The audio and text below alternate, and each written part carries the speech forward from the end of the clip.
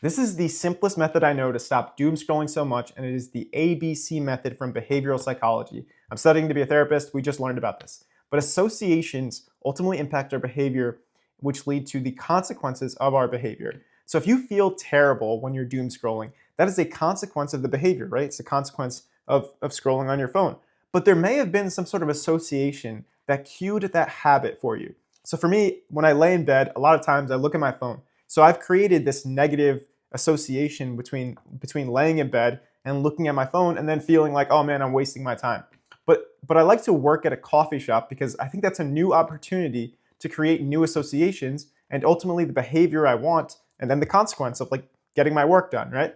So if you can leave your environment, if you can create some sort of new association, that is a great way to cue a behavior that you want to do. Like another way I do this is I have a certain playlist that I play when I want to get work done, because this signals to my brain that the behavior I want to do is like knocking out some work and then ultimately feeling good that I got my work done. So these associations, they don't have to necessarily be just a new environment. It could be like new things that you do to create the association to get you in the mood to have the behavior that you want and ultimately the consequences of that behavior. So maybe it's like making a cup of coffee. For a lot of people, that's what it is, right? They drink something warm and it signals to them that they have to get some work done. I do that too. It could be a playlist, it could be a bunch of things. But creating these associations are pretty key in changing behavior because ultimately our environment has a big impact on our behavior and those behaviors impact how we feel.